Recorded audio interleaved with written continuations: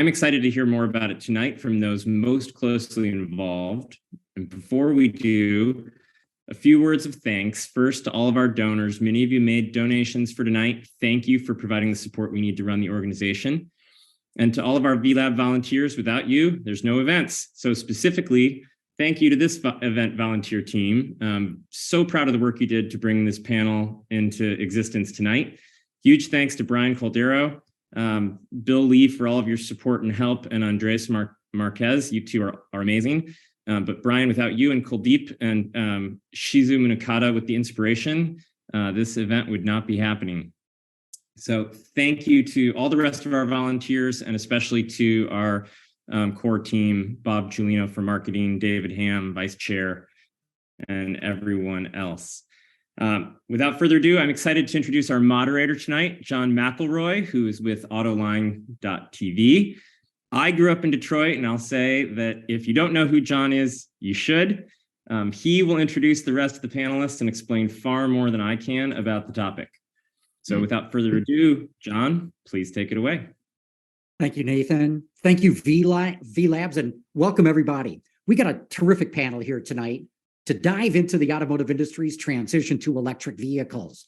The race is on. And the underlying theme for tonight's panel discussion is, whether we're talking about legacy automakers or startups, who's going to make it to the checkered flag? So let me take a couple of minutes to introduce you to the panel. Volker Kesa is the Chief Technology Officer of Indigo Tech. They've developed an intriguing EV that's developed suspension corners with hub motors that deliver all the power, but they also integrate the steering and the suspension into that. That allowed them to open up the interior of the vehicle so it has a lot of interior volume, but with a much smaller footprint. And better still, it looks really cool. Then we've got Chris Anthony, the CEO of Aptera.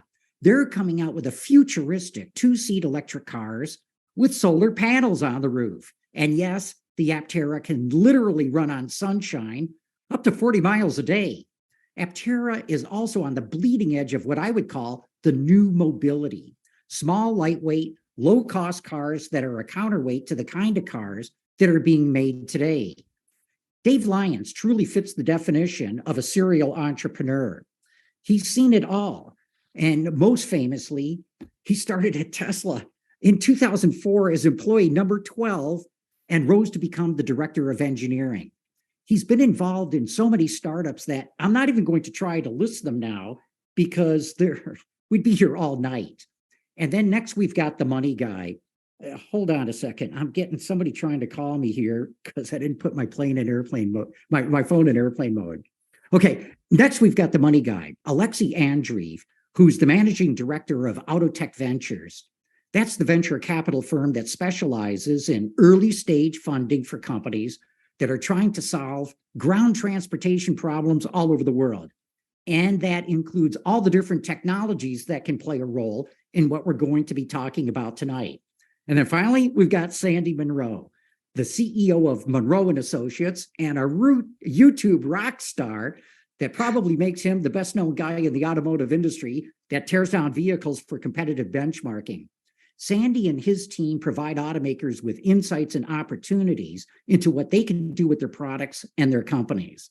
So let's kick off this blue ribbon panel of experts here. And Sandy, why don't you lead the way? As you evaluate all these EV startups, what are some of the top things that you think people and entrepreneurs need to look at to figure out if these companies are going to make it to the checkered flag? Well, the checkered flag is going to be what everybody's going to be trying for. But right now, what I'm seeing is a stumbling with lots and lots and lots of good ideas. Unfortunately, not a hell of a lot of money. And so consequently, I think money is the mother's milk of the industry. You can't survive without cash. So the big thing for me is we're watching the economy kind of falter. We're looking at interest rates that are headed for the moon. For me, the biggest stumbling block for some of the cars that I've been looking at, actually, and just not cars, VTOLs. There's all kinds of electric vehicles that are going to be coming into the marketplace. Money seems to be the big thing. So I'd like to start off asking, what does a company have to do in order to entice some cash, if you like, infusions? And what is that going to do to these companies? Is it going to kill them completely? Because that, I think, will kill off a lot of the industry. So I'd like to talk a little bit, or I'd like to hear a little bit about where the money is going to come from, how is it going to be distributed, what kind of interest rates are we going to see, and how are they going to pay it back? That to me is that's the big question. Well, that tees it up perfectly for you, Alexi. Come on Yeah. in. What do you say to what Yeah, Sandy's it's- asking about? I think it's a very tough one, Cindy. And Dave and I, we went to the same business school and we've known each other for over 20 years. And so the funny thing in business schools, they teach capital deployment. What do you do with capital once you have it? How to spend it on engineering, how to spend on marketing, how to spend on operations, how to spend on product development. And somehow they're not teaching people how to form capital. No one talks about capital formation. You're coming out of the B school, you assume your corporations has unlimited amount of money, and all you need to do is to spend capital wisely. And so I think over the last 12 months, we unfortunately, or maybe fortunately, transitioned from abundance of capital to clearly severe shortage of capital. And we see rounds getting repriced, and we see public investors who were willing to take venture capital risks and buying into SPACs, because SPAC was a very clever way of offload venture grade risk to retail investors, and all in compliance with Security Exchange Commission rules and regulations. I'm not telling somebody violated the law in any shape and form, but clearly there was a massive risk transfer from professional investor community into retail and public investor community. And so money are not available anymore. And at this point of time, you're dealing with early stage guys, and we're predominantly early stage people, trying to figure out what can we invest and where our, let's call it $5 to $10 million check makes a difference. And unfortunately, the capital intense startups like EVs, they're not a good fit with people like Autotech who can write $5 to $10 million check. As you said, you need to secure massive amounts of money. And historically, you would have several sources. I don't know, guys, you probably know it better than me. First, Department of Energy used to write credit facilities, and that's how Tesla started and benefited from. I think they wouldn't be around without this support from Department of Energy and US government. And very similar things are happening clearly in South Pacific Asia and China and many other countries, where the governments are stepping up and saying, you know what, I see enough merits in your solution, and I'm willing to provide some financing options for you. Another source of capital, you go to environmentally, let's call it conscious and impact investors. And you have mega funds started by zillionaires, and they want to change the world and protect the environment. And I think those guys have ability to tap into multi-billion-dollar pools of capital.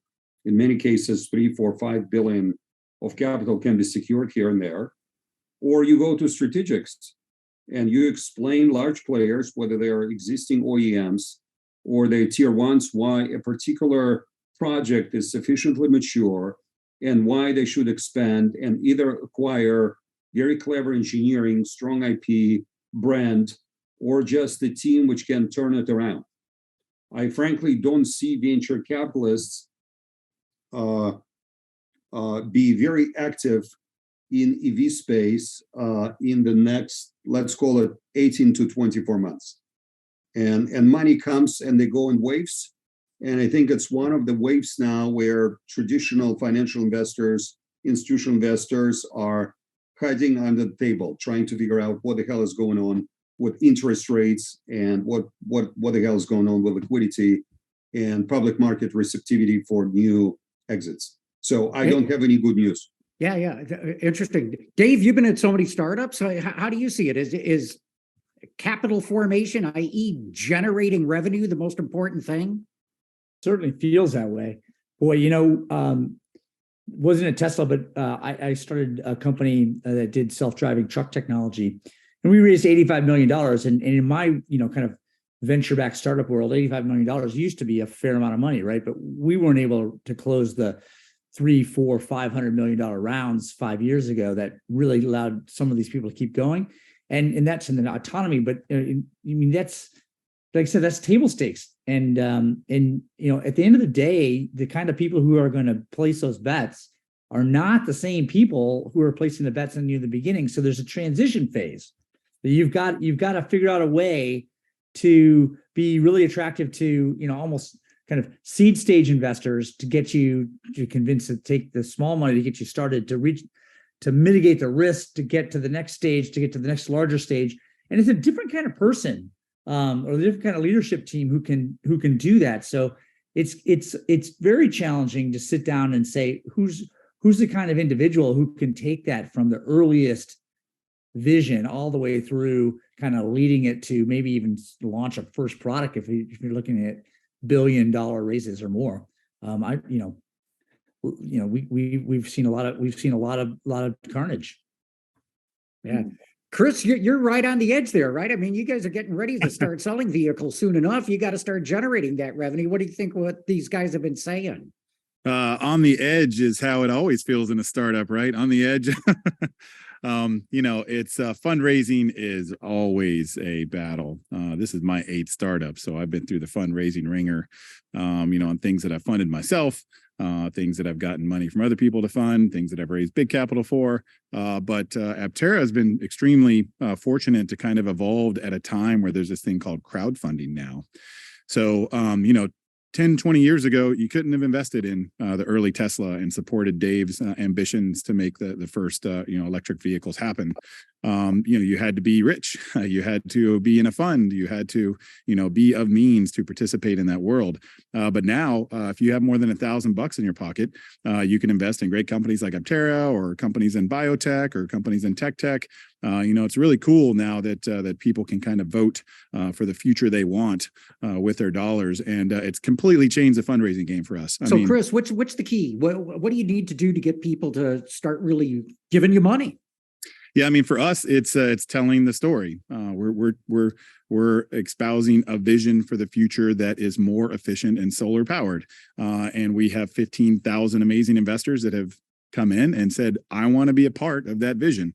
I think the vision is much more important than the product for crowdfunding, because you want people to support, the why of what you're doing, not really, the result of that. If your why is pure, the result will be pure as well. That's how we feel about our vehicle. But it's, it's not for everybody. Not everybody has a business model that probably fits with crowdfunding. There's probably lots of people that are working on very important things to make the world a better place that aren't really maybe inspiring for a public story.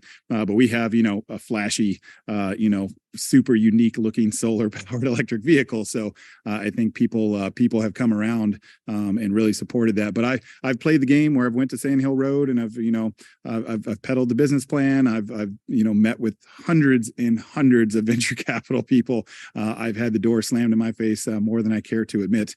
But it's in those games, it's every no gets you closer to a yes.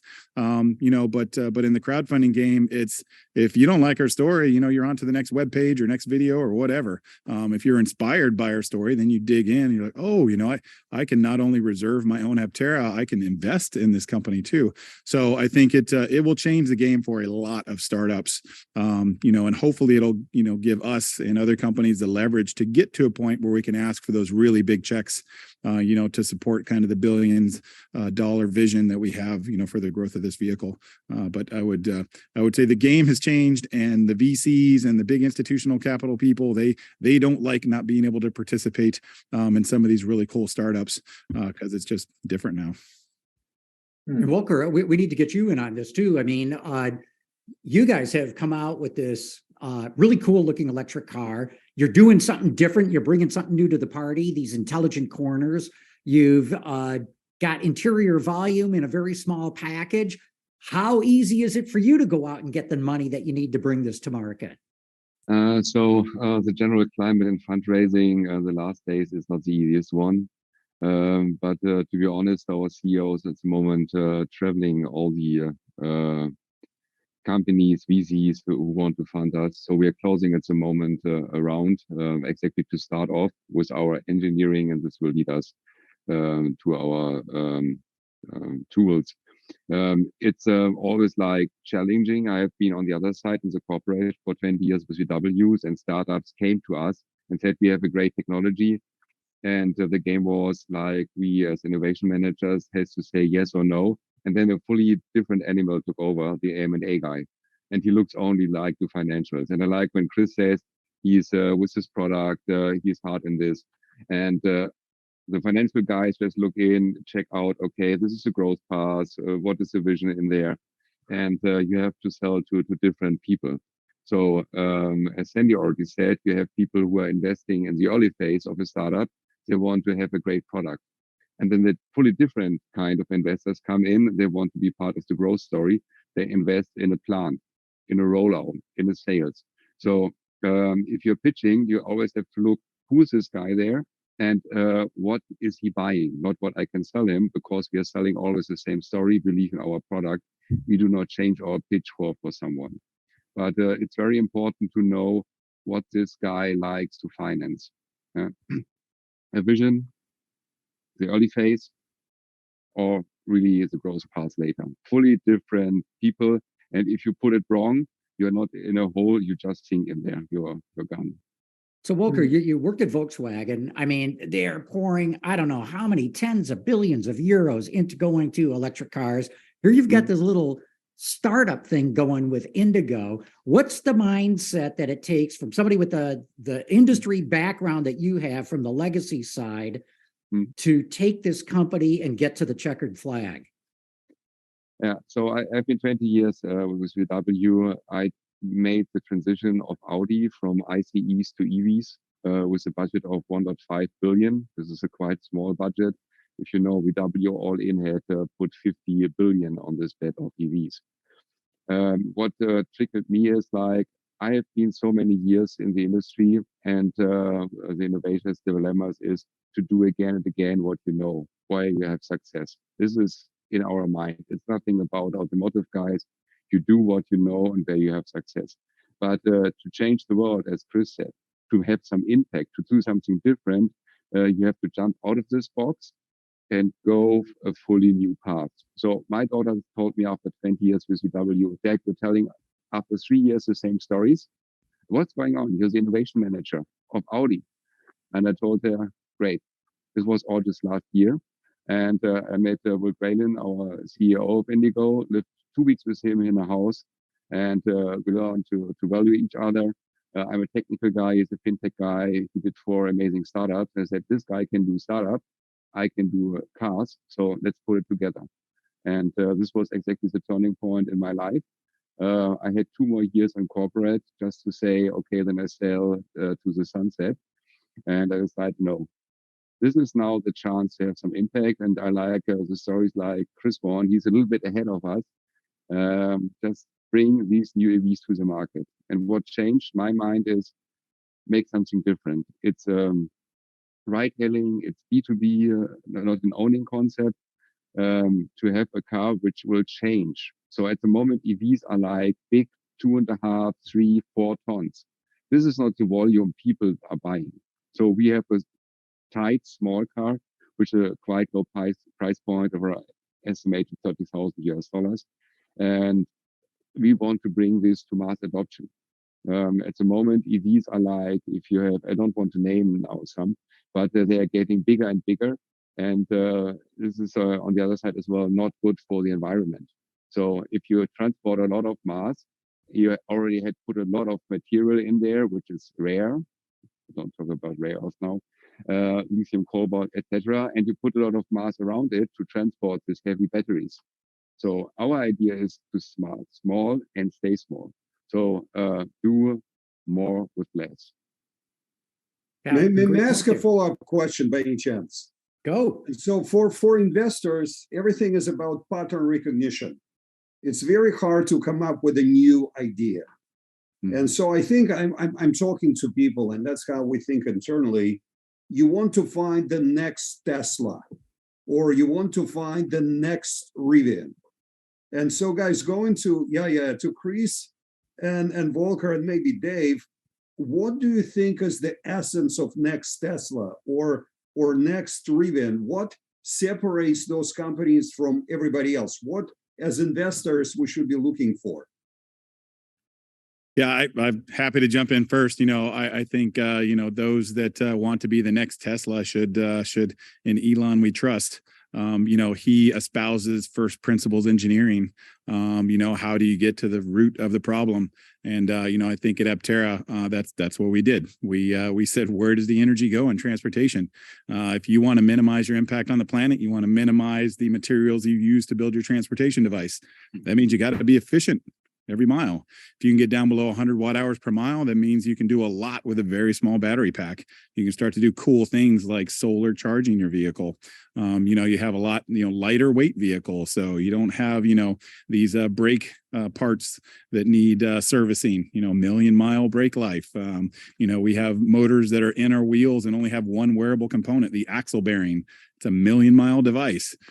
So we think, stepping into first principles engineering and then creating a really compelling solution is kind of the next step. I think it's something that Elon probably wanted to do from inception, but he kind of evolved into his company.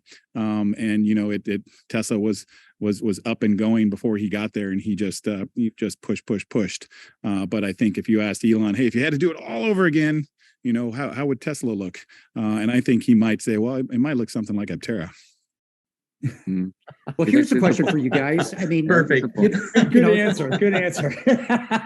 But don't forget that Tesla lost billions of dollars for about a decade, and they were able to keep going because Elon Musk is Elon Musk, right? And he can pick up the phone today and raise another $2 billion if he has to.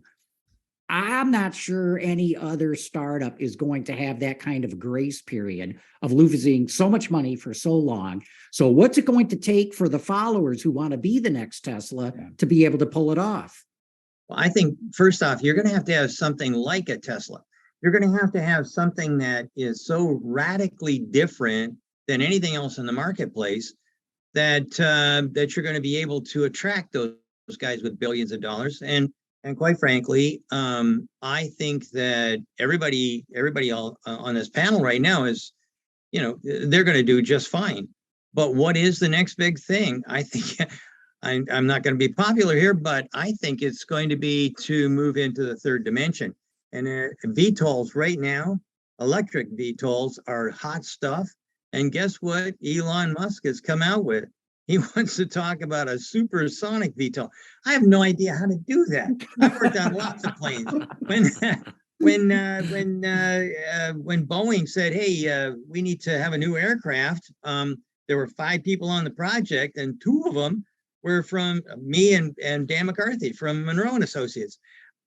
I know a lot about supersonic. I don't know how to do a supersonic VTOL, but I will tell you that the third dimension, especially when you start going into something like New York City, Los Angeles, Chicago, Atlanta, any place where it's just hell to get from point A to point B, hey, you know what? The sky is the limit. And quite frankly, I don't know if you're aware of it, but Delta has just put in a great big giant order to a company called Joby. And their job will be Joby, yeah. For me, it's Joby. I was a Joby. I was a job shopper. Anyhow, they're flying from the airport to the center of the city in all kinds of areas. Then they're starting with New York's different airports. Then they're going to LA. Then they're going to go to Atlanta. And I think number 5 or 6 is Detroit. Now that is going to be, I think that's radically different. Nobody's in there. I think it could be, that could be the next big thing. But that's kind of like my view. I don't know. But Sandy, we have seen this already. We remember CES 2018. Uber helicopter traveling in a long line, something like the Vietnam picture, helicopter after helicopter in a traffic jam in the air. Yeah, they waited to get down at the Las Vegas airport again. And this will be something interesting for investors, for rich guys.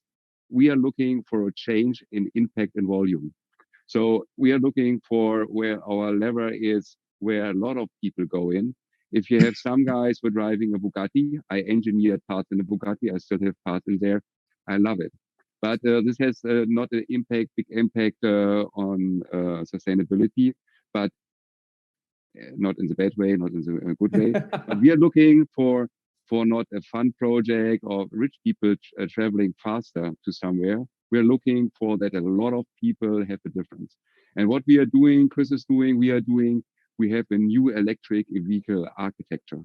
We are not doing again the same thing, front hood, engine, compartment, maybe a load bed behind it. No, we are looking to maximize what is on this footprint. So we are putting the wheels through the corner. We have this amazing interior room. And Chris is doing something same again. He wants to do the most efficient vehicle. So we have all a high efficiency there. This is the game. And to keep something in the air costs more energy to roll it down on the ground. So to be honest, I have been in the e-hunt drones in 2015, one of the first innovation managers of the West in China. And I have visited a lot of these EV startups. I have been behind this project at Audi when we did this with Airbus, Vital Design. We showed it at the Geneva show. It's an amazing project. I love it. But it's a small spot of premium transportation. So it's a big game. A lot of people look to it, but it won't change the world, not in good and bad. It's Alexei, what do you I'd like think? to say something, if you don't mind. Okay, jump in. Yeah. At the end of the day, right? You say we got to do something radically different, and like Tesla was, but Tesla wasn't radically different, to be honest with you. Aptera was around back then too. That was radically different then. No offense, Chris, but what it was it brought a thrill. Like acceleration never gets old. I love that phrase, right? Acceleration never gets old, and it allows you to kind of have that. So there was a user experience side to this, and I think the next big car company is going to have something that really creates a better ownership, like kind of emotional feeling, kind of the same way Apple did when it brought out all of its kind of breakthrough products over its whole life. I don't believe it's going to be necessarily, doesn't have to be something that's exciting, because I love what you're talking about, Sandy. Joe Ben and I go back pretty far, and I think it's awesome to do an eVTOL, but I don't think it's going to change the auto industry or the EVs necessarily yet. Well, the thing is, I mean, what we're looking at, and what I think Volker was talking about, was the move toward the average person who doesn't have $65,000 or $85,000 or $110,000, like I'm looking at right here. They don't have that kind of money, and so Henry Ford came up with a car that everybody could afford. And guess what? It didn't have acceleration, but it didn't have horse shit either. So it was exact. That's why we got cars, right? It got rid of a problem. It got rid of horse pollution.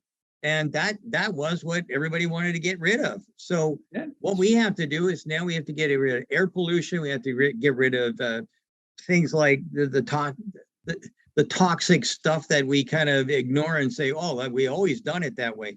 So I believe that the cars, like what you're seeing, I'm getting one of the Aptera vehicles. There's no secret. I've invested in it as well because I think it's got a fabulous future.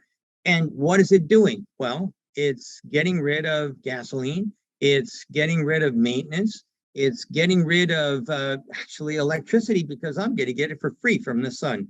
So at the end of the day, this is the kind of stuff that the Henry Ford umbrella. How do I get it for a good price?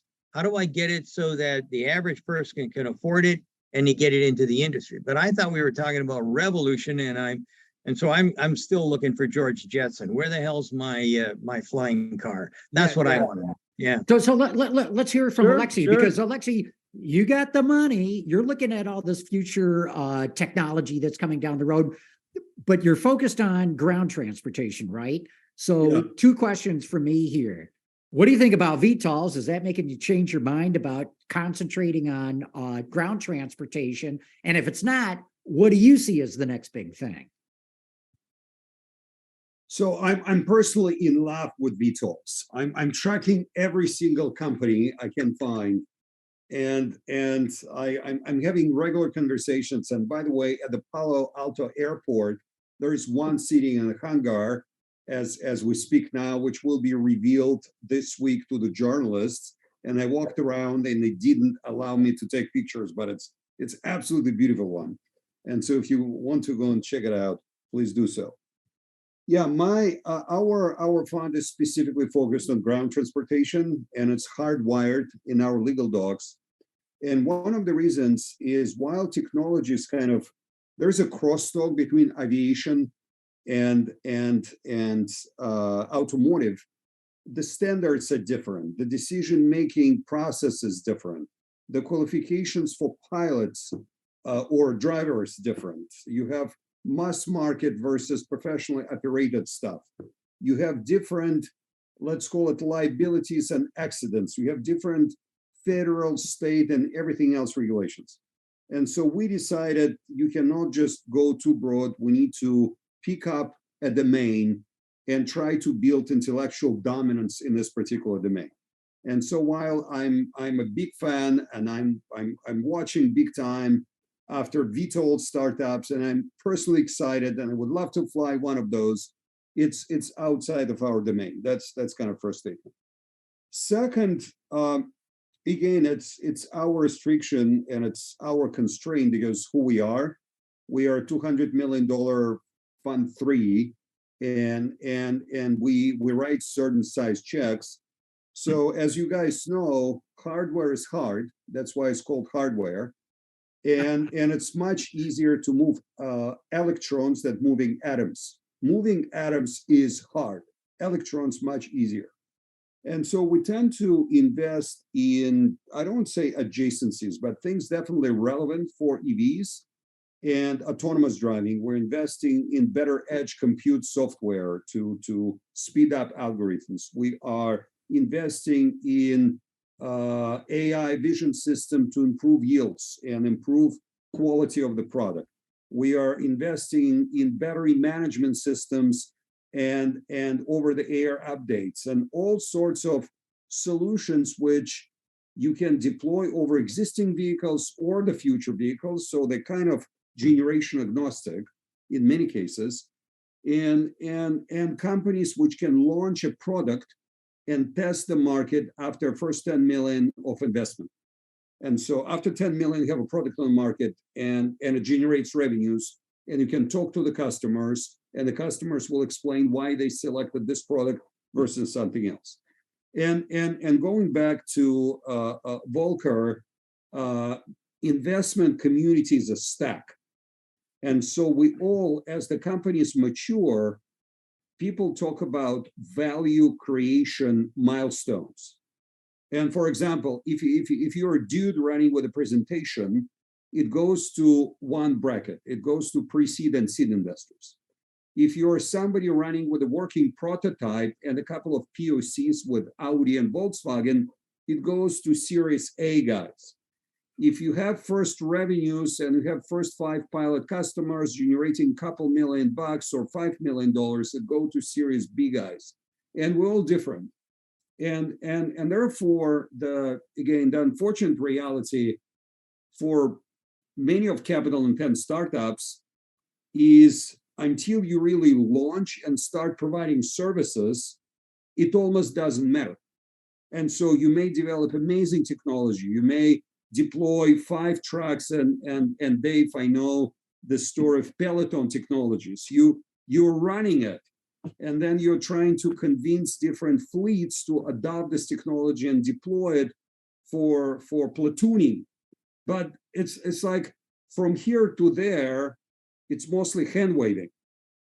And in good market, it's easy to raise, or you can energize people and evangelize people. in bad markets, I think somebody told, I will paraphrase it, but like the God can share his vision, everybody else needs to show me the numbers. And so for everybody else in a bad market, we all need to have numbers to move from point A to point B to point C. And therefore, I'm happy to talk BMS systems and relatively small pieces you can build for 10 million bucks and recognize the revenues. But unfortunately, we are not leading and we're not charging for those mega super duper capital intense endeavors. And we used to have big funds and soft banks of the world and many other mega funds used to invest in this domain. And I think they were, again, fueling a lot of growth. And now they pulled back. And I'm sure they will come again. It's simply timing is important. And so let me ask you a question. We've got a new government now, right? I'm sure we're all energized or whatever because we know at least who's going to be the president for a while, and for the next 2 years, we're stuck with whoever we got. I'd like to know, is that new government going to be pro EV or negative EV, or are they going to throw cash at our situation here, or what do you think is going to happen? Because quite frankly, I mean, they are going to have some kind of influence over whatever is going to happen. So what do you think they're going to bring to the party? They clearly pro EV, clearly pro EV. They clearly pro domestic manufacturing of everything from batteries to battery packs to vehicles to everything. They are definitely introducing different subsidies. And so for the guys who don't have $110,000 or $80,000 and still wants to buy an electric car, there are multiple government programs. The challenge, and I may be wrong, guys, I would love to get your opinion. My understanding is if your startup like Aptera or some other guys who are still building manufacturing facilities and they don't have a product on the market, those subsidies don't qualify for people without a product. Only when you can go and buy the vehicle, you can apply for, I don't know, $5,000 check from federal government and $3,000 from California. You must have a product on the market. Exactly. And during the early Tesla days, Obama administration provided financial support to producers as people were scaling. I'm not sure it's the case anymore. Well, let's hear from Chris Anthony. I mean, he's right in the thick of it. What's going on there, Chris? The thick of it is right. Hey, we just got a $22 million assistance package. California is supporting, the EV boom. They want to have an all-electric vehicle fleet mandate. Only electric vehicles can be sold in California in 2035. That's going to take a tremendous amount of support. The Inflation Reduction Act, the IRA, is heavily incentivizing domestic battery production and other manufacturing of clean technologies. Chris, does the Aptera qualify for any of the IRA stuff? The No, $7,500 or anything? no like electric that? vehicle on the market today qualifies for. Well, I know, but IRA. let's say what I'm wondering, you got a 2C 3-wheeler. Is that going to qualify? Right now, it doesn't. We hope to have the language expanded to. So even if you had all domestic everything, you still would not get money. Even if we had all domestic, we have to have motorcycle incentives. We're technically. Do you need that? Do you need them to expand that and get that kind of incentive going? We would love it. Because we focus on efficiency, we can sell a cost-efficient, effective vehicle because we use such a small battery pack to go the same distance as some of these other big EVs. And when you can use a quarter of the battery pack to go the same distance as the other EVs, you pay a quarter of the price. And the battery pack is the most expensive component of a bill of materials for an EV. So if you can reduce that battery cost, it's just, bang, bang, bang. You can sell a very cost efficient. And let's get Volker, same thing. I mean, do you need subsidies to really get your company off the ground? Now, there are two perspectives in it. And I just want to bring a new word in here. We have to talk more about the customers. people who are looking for an EV, they just look to a price point. If you've already charged something like 80,000, 100, 120,000, and they say, hey, I'm interested in this, but this is not my ballpark. I cannot do this. But I have been in programs, you know, I've been CEO to Martin Winterkorn some years, and we looked as a car industry how to catch what a customer wants and how to help him to get it. And as I can see as a European guy who's advising as well German government on an EV infrastructure, we have to do more there.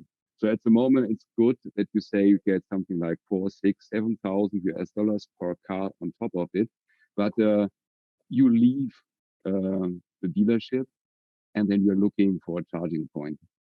And this is a big thing. No man is able to buy a car, and the decision is made by women. So men are going to the shop, but finally you ask your captain at home, can I buy this? And when the lady says, guy, you can buy it, but we will never drive it because I don't know where to charge. And this is something we learned heavily from Germany, from Europe. We have to build up now the charging infrastructure, because if the charging infrastructure is there, there's hope that you can charge at will and not charge where you have to go to some area and find out if there's a charging pole. It must be like a gasoline station. Okay, we need to charge, and I drop out and I charge. This is something I'm missing in the actual programs, is a psychological moment that people believe that they're safe with charging. They have to believe it. They have to see it. And there must be a real big rollout of charging infrastructure.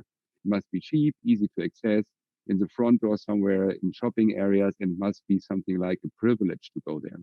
So you have the wheelchair areas, and something like 2 steps right of it, there should be a row of you can charge there. You go faster in the shop, you go out there. And even cities here in Germany, it's a little bit like in North Germany is one city. In 3 years, they charge every car which comes there for €4. And they say, we don't change it. And full charging, if you go with a Tesla, if you go with a Lordstown there, it would be €4. And they say, we want to have this change in the city. And everyone who's driving an EV is a smart guy, because he understood it's cheaper and it's more sustainable for the environment. Things like this make a change. You have a car and a twinkle in the eye and say, I pay less, like more affordable. I could do good for the environment, and I do good for my pocket money. There's something like this movement must come. And it's not like only driving an EV with high acceleration, crazy, like in the Bugatti, your mouth goes back. You can do this. Yeah. And I'm still tickled when 3 Bugattis, in North Germany, there's the engineering of Bugatti. 3 Bugattis are on a public highway overtaking you. Yeah, the flaps at the rear going up and down, and like, oh my God, this is crazy engineering. But the same feeling has to come if you see an EV and an EV driving. People must see it's cool and it's safe. But to be fair, every legislation favors incumbents, because incumbents are lobbying for legislations and they have enough might to lobby. And so whenever you see new piece of legislation, clearly the guys who are already selling and shipping and have volume and voice, whether it's in Brussels or in Washington, DC, it's kind of the same, or in Peking, the guys who are in the market have advantages. And they do, but making life more miserable for startups. Here's a question, and Sandy, you started to raise it. I mean, the Inflation Reduction Act, remember, there was not one Republican vote for that. It was a pure Democratic one. The Republicans are dead set against it. What if we have a change in administration, a party change in 2024? Talking in terms of what it's going to take to get to the checkered flag, whether you're a legacy or a startup. Sandy, you raised the issue here.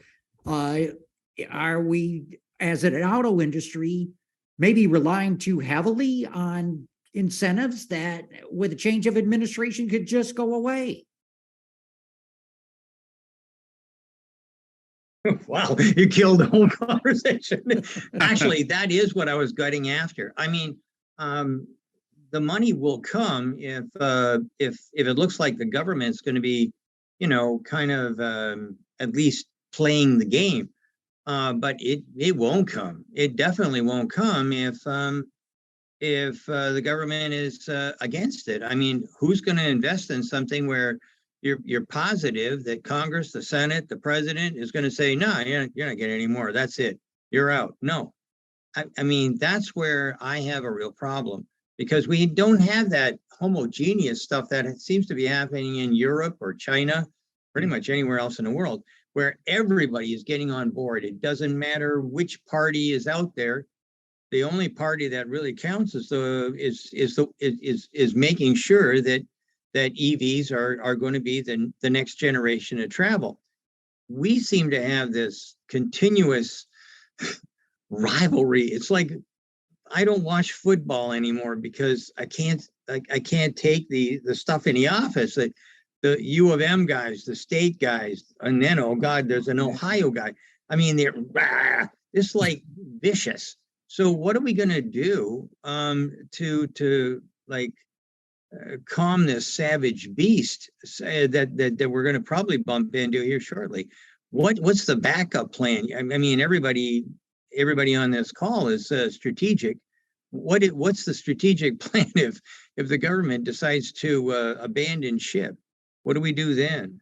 So what do you think about the analogy between photovoltaics and wind and other forms of electric power? So like 10 years ago, photovoltaics was way more expensive than anything else you can get. Today, industrial scale installations and sea wind is the cheapest form of electricity. So do you think at some point electric vehicle will just start making so much economic sense then the governments don't have to interject at all? It will be a rational decision, whether it's $4 full charging or you pay a residential price, it's still ROI is clear. You drive electric car. Do you think it might happen? Yeah, it's happening right now. So I have a Rivian and a Model 3.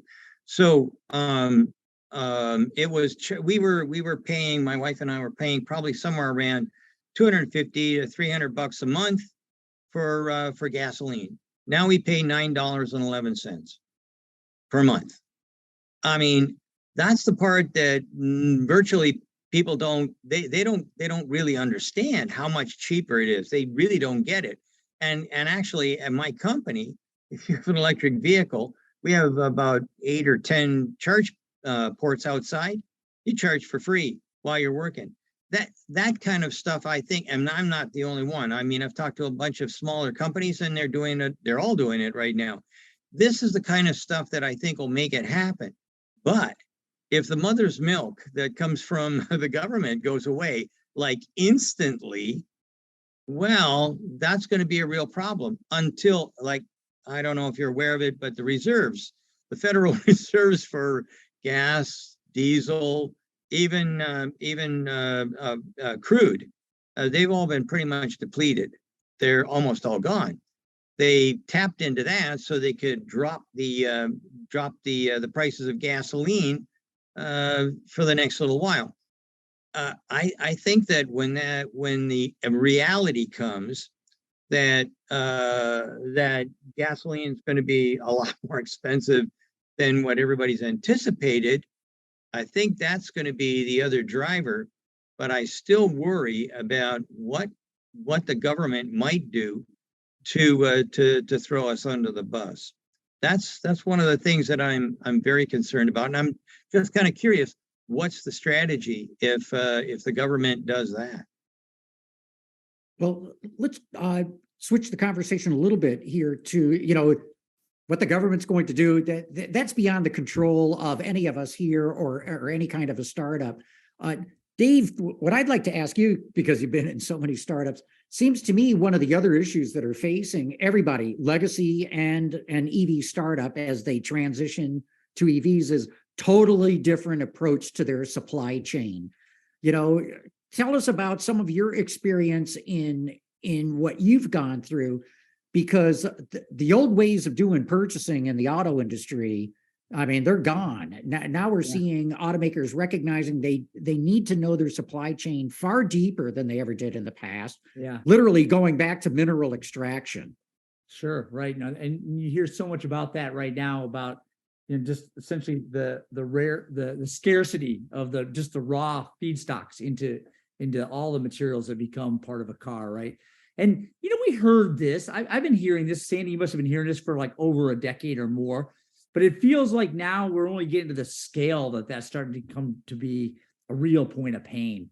So I think it's like a wake-up call, right? To me, I think it's a wake-up call. And so there's going to be this massive shift for reshoring and fundamentally rethinking how they are and how these things get built. And also, you know, I guess kind of more classically down to just kind of great value engineering to help try to get to use the things that are actually, you know, just more ubiquitous. We were maybe drunk for a long time on low cost labor as something that was driving cost, but in reality, you know, that's diminished when you look at the cost of all of the intangibles that hit it with, you know, containers being stuck on water, you know, pandemics and all the other risks that we face. You know, I don't know. It's a big question, but I'm actually kind of glad to see that we dumped out the toolbox and we're all putting it back together now. Maybe we can do it a little more, you know, a little more clearly for this particular landscape that we face going forward.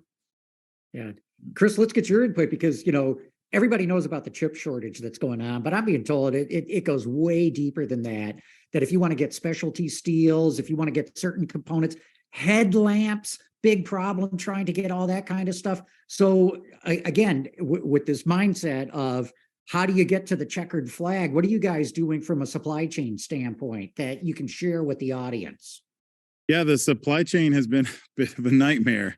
You know, we've had to pre-buy some of our microchips for the Aptera production for a whole year worth of production before we've even started production. We won't start production until next year. But, you know, there's some crazy lead times, you know, 60 months on some chips, which is, you know, I think that will flush itself out over the next year. But, you know, people have to take precautions. It's also really yanked the price up on some of the base materials for electric vehicles. Rare earth materials, the things that go into our battery packs, just gone crazy. We don't have, you know, any domestic supply to kind of hedge that out. So we just have to shop the global markets to buy a lot of the things we need. Luckily, we've just signed an amazing deal in Europe to produce our carbon fiber body parts. You know, we consider that kind of the future, you know, of body structures. Steel and aluminum are built one way, but you know, composites are just more fungible. They're much more easy to transport. You know, you have petroleum refining, you know, all around the world, so you can get the petroleum and, you know, kind of natural carbon fiber that you need to make these parts almost anywhere. We think that it really is the future of lightweight vehicles, which will just be a necessity for electric vehicles because the weight is just a huge penalty in your efficiency. Yeah. Volker, Is that a risk though to you to have? Sorry, go ahead, Dave. Is that a risk to you, Chris, to have those key components made in Europe where you may struggle to get them back on shore? You know, it's a logistics, you know, it's a challenge in logistics in the beginning, but the great thing about, you know, the Inflation Reduction Act and some of these plans that are coming out of the Department of Energy and others is we're going to onshore the production of those composite parts over time. So we're looking to, you know, domesticate that production, you know, bring jobs back to America and make these beautiful lightweight structures right here in the States. But to be honest, the Inflation Reduction Act, there are countries you can look to Colombia, the last country where China is not investing in lithium mining. You can get parts from Europe and you're still part of the Inflation Reduction Act. It's Dave, the point, and what we are struggling with, their competences worldwide. We have to look to buy in things. I have the European background and a lot of suppliers we're talking at the moment as partners. This is to build up long-time partnerships. This is our way to get these parts now. These are somewhere and you have to transport things worldwide. And there's one basic number, it's called working capital. And as a tier 1, you have working capital for 30 days. So coming in something and leaving your plant is 30 days. as a car manufacturer, you have to be in the ballpark between 10 or 14 days. If you ship something over an ocean from China, from Europe, you already lost 8 days. Yeah. So then in the production, if you're looking for maybe 10, 12 hours of a whole car production, this is quite fast. You have to bring it in and bring it out. It's called just in sequence. This is the magic we are looking in. And Chris, maybe you have to share something as well. We are not looking only for new product engineering. We're looking as well for new production engineering. We run full greenfield. We are not with this back of like, we have big casting shops. We have these machines like Henry Ford did it. No, we are running for new engineering concepts for production as well, to have a smaller footprint in the plant as well. It's not only driving the car out there, as well, have it faster out of the door means less people around there, less storage around there. And all the storage takes space, it's working capital you waste. So if John asked what we are doing different, as a new EV car companies, we are not only changing how people can adopt it with cars which are more affordable. We are changing as well how we engineer the product, more for less, and we are doing the same in the production. Fully different ways of making cars. And I've done production axle systems at VW, 6,000 axles going out every day. And I signed with my blood that no one is hurt. This is like a really crazy animal. And we try to stay away from this. And I love Chris' idea. He has only one bearing in there. And he has to look for this. Yeah, this is looking for new product and production engineering principles. This will change. Yeah, lean manufacturing and design for manufacturability is the key to supply chain woes. And, you know, I know a great company in Michigan that is led by literally a god of lean manufacturing. I mean, if you're interested in lean manufacturing, go to Munro and Associates. They will help you out.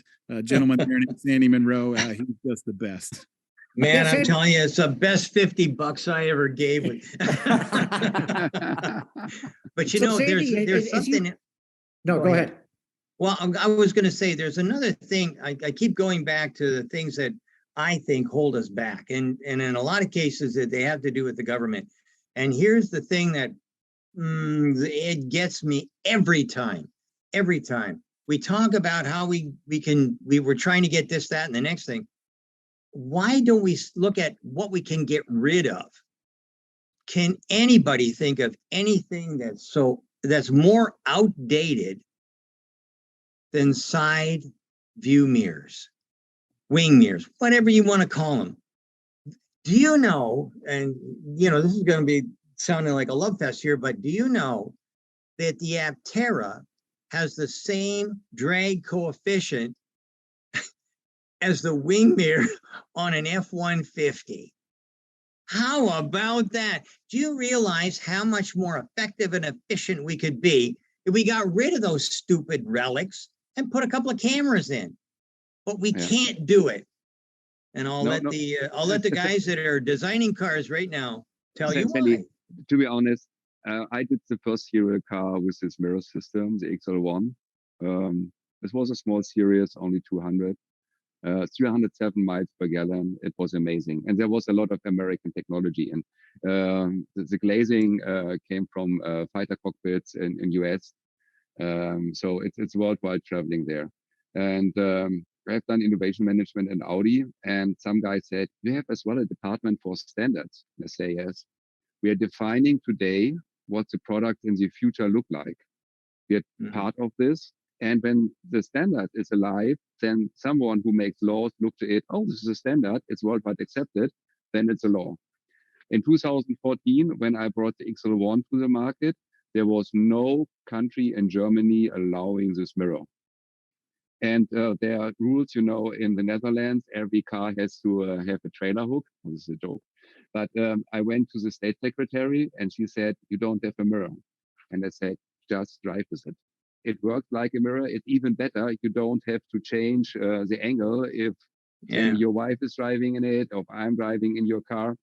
It has so many advantages. We took it from fighter planes, like the electronics. You can see in the sun. You still see very clear. She said, this is amazing. I vote for it.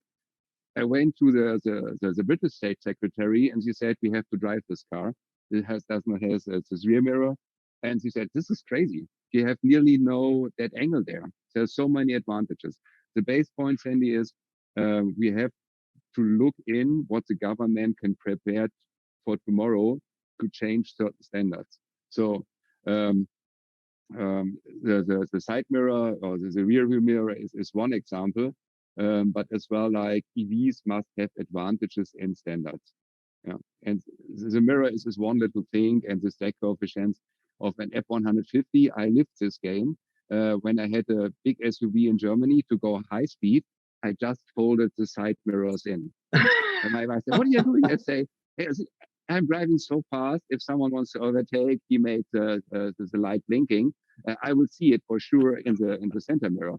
But just to go smaller there made me 5 km/h faster. You can live this. Yeah.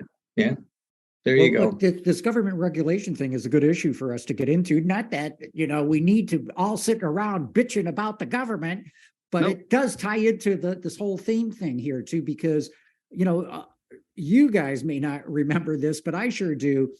Back in the 1970s, the auto industry had petitioned NHTSA to go from round headlamps to square headlamps. It took years to make the change. And the head of NHTSA has told me in the past is it takes 7 years for NHTSA to implement a new safety standard. And, Sandy, you raised the issue of the outside rear view mirrors.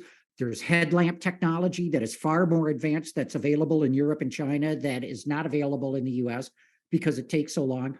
Now, we were talking earlier about getting the raw materials needing to be sourced in the US to qualify batteries for the IRA payments. Yeah. Now we have all this permitting of mining that takes something like 8 years to get this thing going. So Sure. who wants to jump into this? Actually, here's something.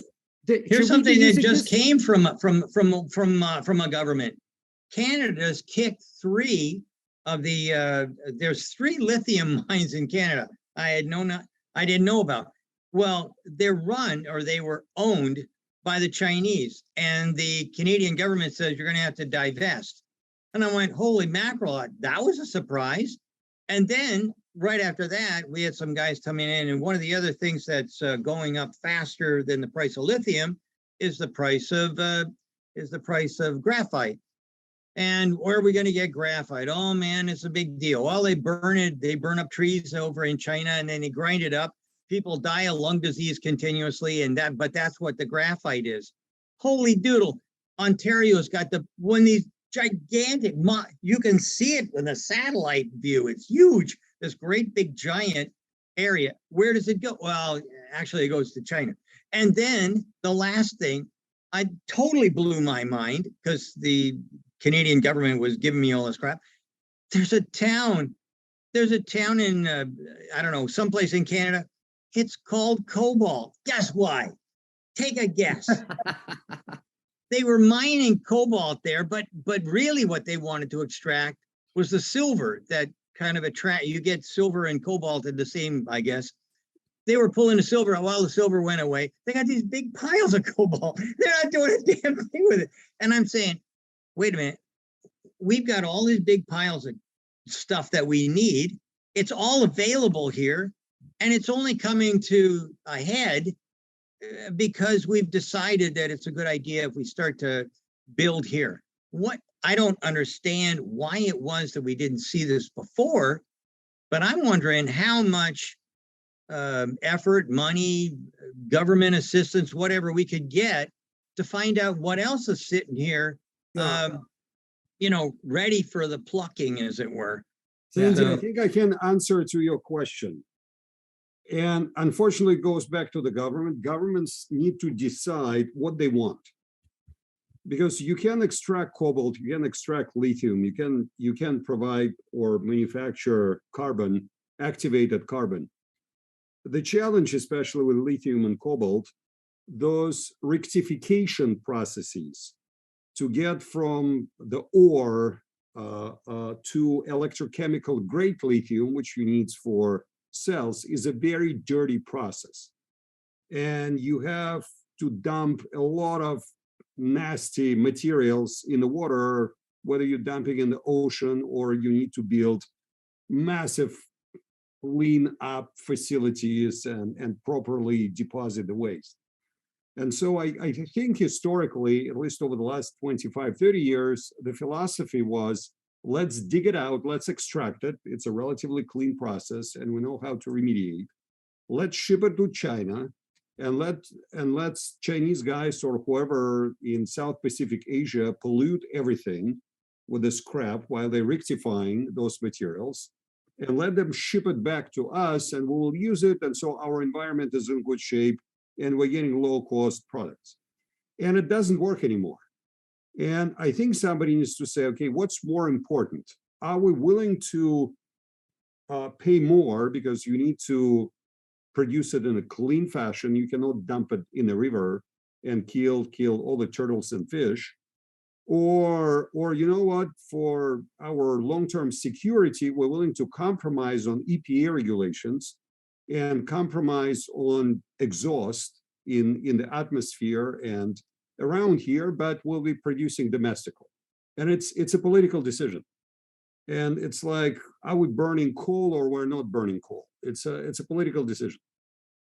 And I don't have or is this how subsidies have to change? Do we need to divert some of these subsidies into being able to mine and process in a clean way? It's getting mined today. What you will see a lot of, as Sandy, you just mentioned, this lithium ore is extracted not extracted, but dug in Canada. Same is happening in the States. United States is producing a lot of ore, but it's too expensive and too EPA compliant, difficult to turn this ore into end product on US soil in North America. And we pollute elsewhere, not in our backyard. Yeah, that sounds, I mean, these intangibles start to become tangible all of a sudden in that world, right? So the cost wasn't really clear to us, the true cost. And then as we have to start to figure out how to do that in a way, these are trade-offs. And unfortunately, there's time constants involved in this. So it's hard to make this stuff happen fast unless there's a real driven demand like we're starting to see. So maybe we will get smarter at this. I mean, there was no reason to do RMA vaccines in 2019, but we figured it out in 2020, didn't we? Right. So I mean, that's the kind of wake-up call I think we're starting to see, I hope. And you know, that's just going to keep us all on our toes. Yeah, but the end we are in capitalism, so the customer is looking for a product, sees a fair price, and at the end of the day, you can decide to go to a nice vacation with your children in summer, or you buy an EV. And to be honest, as a father of 4 children, I would say I go with my children for vacation because I want to show them the world. So the overall perspective is, if the government want to do something here, is like help this new technology rise and say, as we've done it in Europe with windmills, with solar energies, these huge programs, you get grants for setting up this new technology. And then it comes with less impact for environment, less impact to the pocket of the customer, to the market. This could make a change. Well, I'll and tell you, our cars, we say we do it from America for America. So we want to stay local because this supply chain is as well like polluting a lot. So if you see if the recycled product goes from California to Ohio and then it's dumped in Mexico, it's crazy. So we have done this tracing with dump as well, and we have to look cradle to grave to the whole process. At the moment, we're talking about producing the energy, producing the car, driving the car, and at the end of the day, you have these huge batteries there, and you can do that like second use, make like UAV is doing this, put in front of the headquarter and have an energy storage. But how many energy storages you want to build out of cars? We were actively looking at reuse and recycle. I think it's a huge area for batteries. Exactly. To have closed economy, huge area. It's a game changer, especially for JB pricing. figured that out. JB he saw this, and a long time ago we talked about it, he and I, and Redwood Materials is that, right? And he's making it happen. Yeah. But there are different ways to do this, and there's a mechanical way to grind these batteries, get it off, and at the end you have to look in the process how you made it. So there are 17 ways to destroy things, from nuclear to mechanical impact to corrosion, electrical, so different ways. But if you put something together by water solution process, electrical process, you have to break it up the same way. It's like if you have a tool and fix something, you have to use the same tool to unlock it again. And this process is, there are only 2 startups worldwide who are in this electrochemical dissolution process of a battery. So this mechanical grinding at the end, it's like all broken down. And then you have to process it again in an electrochemical way. But if you start this reverse production, this gets a lot of more efficient. But this is something like on the government could help. So I'm changing to US with my work visa now. Exactly, I bought the flight in 12 hours, and then I live in the United States. But I still have this European thinking, how we help certain technology fields to evolve, and then let it go to the market. And some guys like Alexei say, this is a cool technology. Government says this is cool. Some grants behind it, and it will be capitalism. This is how the system works. Yeah, Dave, you said it as well. If we want to do it, we are able to do it, but it must be at the end a business case. Well, I'll tell you, when I was a kid, I was a toolmaker prior to becoming an engineer. And the very first project that I worked on was for a company called Century Spray, and our job was to clean up polluters.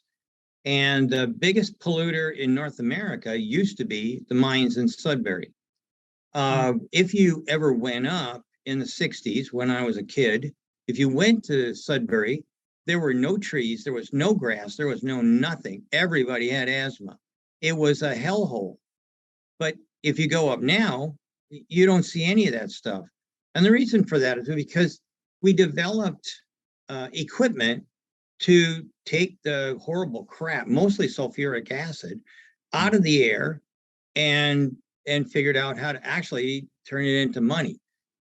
That, and in fact, when we first put up the air cleaners that went on to the towers, we found out that after we had them on for a while, the big canisters that were at the bottom, so it basically just swings around like a like a tornado inside, and it's water. And what happens is the smoke goes in, the water traps it, and then the sludge goes down into these big pots.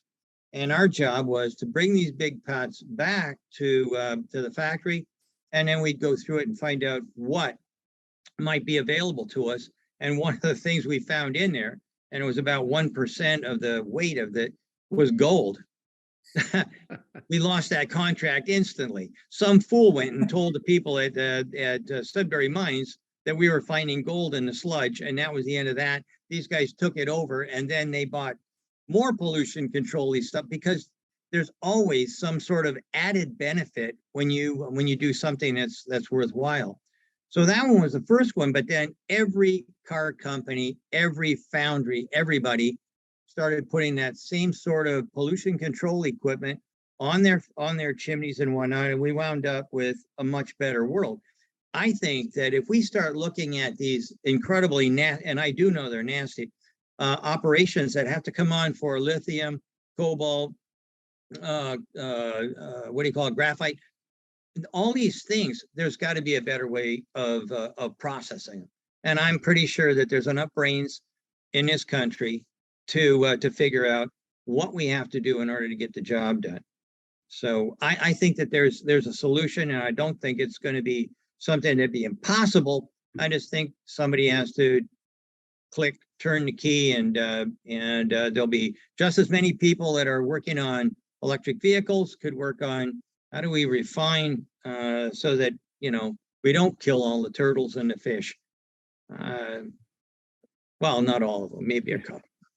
I don't know. Hey guys, we're down to the last part of this conversation here. We've got quite a few questions coming in from the audience. Why don't we go sort of, rapid fire here and round out the rest of this conversation with questions from the audience. And so with that, Chris, we're starting with you. You got a question from George Saloom. He wants to know, how did you get the dollars from California that you mentioned? George, thank you. There's a lot of grant possibilities out there depending on what you're doing. California is highly incentivizing electric vehicle technologies and clean technologies in general, energy creation and distribution technologies. So it's really just finding a grant that could work for whatever your company is doing, and then go after it and apply for it. This effort can be complex and it can be expensive, and you have to maybe rally a lot of people in support. But it is effective and can get you a lot of financial support. Okay, Chris, a follow-up from Craig Dawkins. He wants to know, when are you going to ship the first Aptera? Is it going to be the third quarter of 23? And how are you going to navigate the states that do not allow direct sales? Well, Sandy wants this one. So, Oh, yay! we could ship now. We're technically a federal motor vehicle manufacturer. We could sell the vehicles that we have on the floor. If you're building an auto cycle, it's self-certification. So, but there's a lot of work for us to still do. We're about to pen our production design with Sandy's help, a very manufacturable design. But then we have to go through validation and ramping up our manufacturing facilities, getting all the equipment and tooling needed to do that. So, unfortunately, the exact time of the first delivery is funding dependent. So Alexis, funding dependent, that if he could help us find those big dollars to buy that tooling and equipment, that would be great. But that's how we kicked off this whole conversation. You got to get the money. It's about 9 months for us, from the time we start deploying capital to when we start to deliver vehicles and ramp up our manufacturing line. So very quick in automotive terms, but we still have a ways to go. Okay, next one. Volker, I'm going to throw this to you because I think you addressed this point earlier. Gordon Neeson wants to know, won't EVs pass the tipping point where they don't need the government money to move forward because the value's there? He points out that photovoltaic cells and wind is crushing coal because it's cheaper, not just because it's greener. Yeah. So Gordon, good question. So the tipping point, you have seen statistics there, and big markets like China, they make a move there already. They're at 3%. It's a huge market, so a lot of absolute cars going there. You have the tipping points already reached in Europe. And this brings us, that's the whole industry behind it. It's the supply chain partners, the engineering partners, they change their business to EVs. So it gets more affordable to get these components for a car maker. And this makes this avalanche going faster. So the tipping point will come. It's not there. There are different markets which are more or less close to this. And I would say numbering this like it's Europe, China, and then US at the moment. But with some help, as you talked, John, we get this US avalanche of EVs going faster. And if I look to products I've seen here today, different ones like Chris Mine, this will be a game changer. It will come. Okay, this one I'm just going to throw out whoever wants to go for it. Michael Kerman wants to know, what's the potential of lithium from the Salton Sea? We live right by the Salton Sea, so I can tell you it's pretty tremendous. It's one of the largest lithium deposits in North America. The problem is you have to liquefy it and refine it. They're starting to build plants out there now. Is it going to take years or decades? I hope it takes years. Unfortunately, the California side is regulatory heavy. So we hope that, a lot of these projects, I know of 4 of them off the top of my head that are getting going. So hopefully we can, lithium is one of the most abundant elements in our planet's crust. So hopefully we get a lot of new technology over the next decade that can extract it efficiently and put it in things like our beautiful electric vehicle here.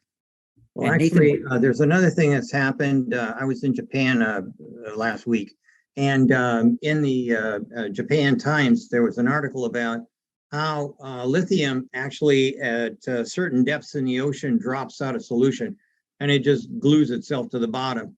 So at 3,000 meters, they've got ships now that are going down and somehow extracting this and bringing it back up. this couldn't possibly be with suction. It's got to be some mechanical Ferris wheel or something that that goes down, picks it up, and brings it back up the other side of the tube. But the Japanese are already working on it right now, so that's cool. happening. Well, that ties in perfectly. And I don't know if you want to take this, Sandy, or if anyone else wants to jump in as well. Nathan Bendel wants to know, would ocean mining work, or is it just going to cause more problems to the environment? No, the answer is yes, and I just explained how. So yeah, we'll get more answers this way, or more questions in. Go. Anyone else? So we are mining in the ocean only on the surface. So I know getting manganese out of the Pacific Ocean 40 years ago, and there's so much in there. But as we have talked earlier, we can start this new technology, this new business now, like environment neutral. And this would be a game changer to start these new technologies, not only for capitalism to have access to this material, but do it in a better way in the long term for the environment.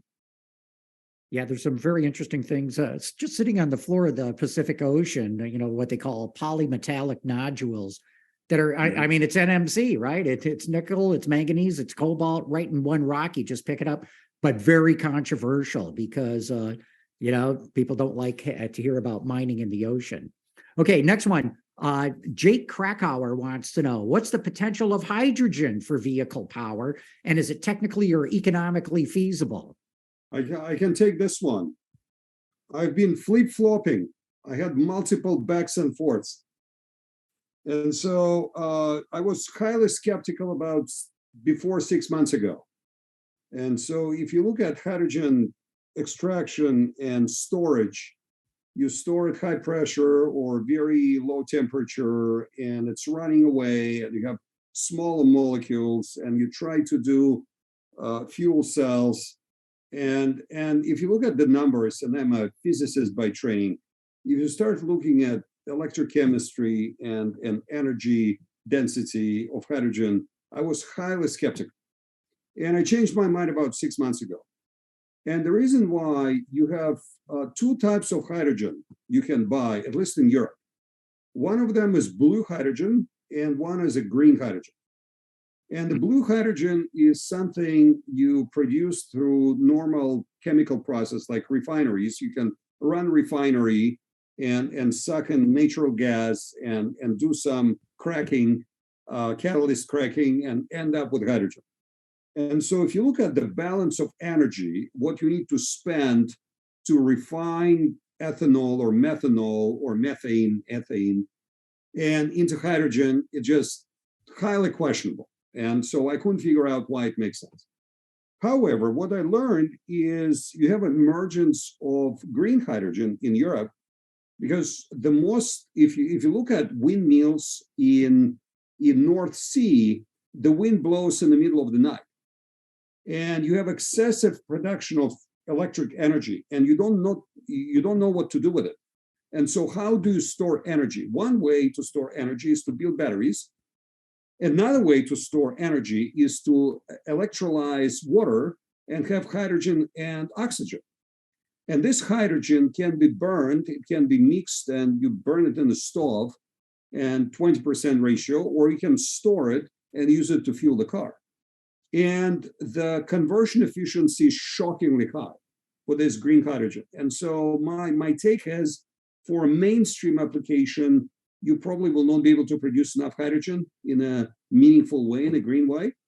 But for fleet use cases and for some niche use cases, I think hydrogen is for real, especially for long-haul trucking, where you can have hydrogen stations on both ends of the route, and where you're getting those hydrogen through electrolysis, not through cracking and refining of natural gas. I agree. Yeah, a great way I've heard it. 100% agree. Long haul trucking, for sure. Yep, that's where the big opportunity is. I know that no one wants to use the word Nikola anymore, but I'm telling you flat, they've got the right idea. It's the best application for hydrogen. Yeah. Putting it in anywhere else is just another hybrid and a waste of money and time. Yeah, the best description I heard is, if a vehicle has a gasoline engine in it, it's going to go battery electric. If it's got a diesel, it's going to go hydrogen fuel cell. Mhm. Alexi, this one comes back to you. Aaron Redis, I hope I said your last name right there, Aaron. He says, it seems everywhere you look, there's a new EV startup. Most will fail, but as an investor, Alexi, what do you look for to pick out the diamonds in the rough that have a higher chance of success? Yeah, Elon Musk and VLab, I think you guys used to have events at Stanford. And so there's a famous presentation by Peter Thiel in the School of Engineering, which talks about efficient markets and inefficient markets.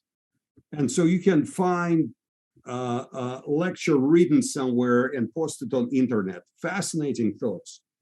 But some of the thoughts are, you actually don't want to be in an efficient market because it's very, very hard to make money in an efficient market because everyone can compete and your marginal revenues are equal marginal costs. And so if you think about us looking to make an investment, we are looking for great markets, and electrification is clearly the right market to bet on. We're looking at fundamentally powerful and engaged and committed teams. And so we're looking for entrepreneurs. And people mentioned Elon Musk several times, and somebody who can steamroll reality and have reality distortion field and make things happen. And so he's probably the most famous one, but he's not the only one. But the number three, we're looking for some fundamental competitive advantages and long-term competitive advantages.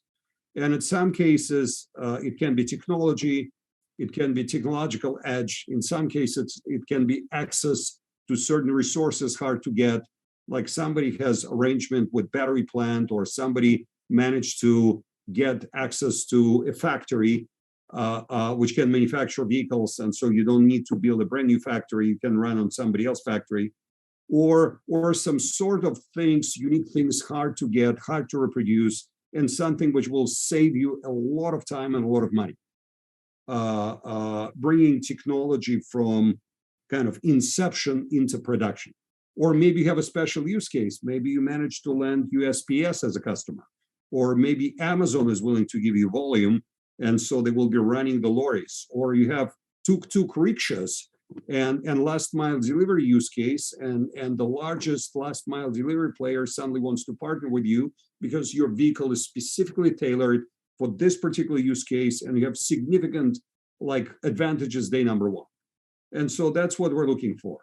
The market is there, team is there, and it is how to build something unique which you can bring into production relatively quickly, and hopefully rely as little as possible on government subsidies, because generically you want to avoid it. I'm not sure we can avoid it in every single case. Well, Alexi, I think you just summed up the whole thing perfectly there with your answer. And we're at the end of our time, so we're going to have to wrap this up. There are actually a lot more questions, so I apologize to those who posted their questions, but we're out of time. I got to tell you, it was a thrill to be with all of you, and we're going to have to wrap this up now. And Nathan, I'm going to hand it back to you.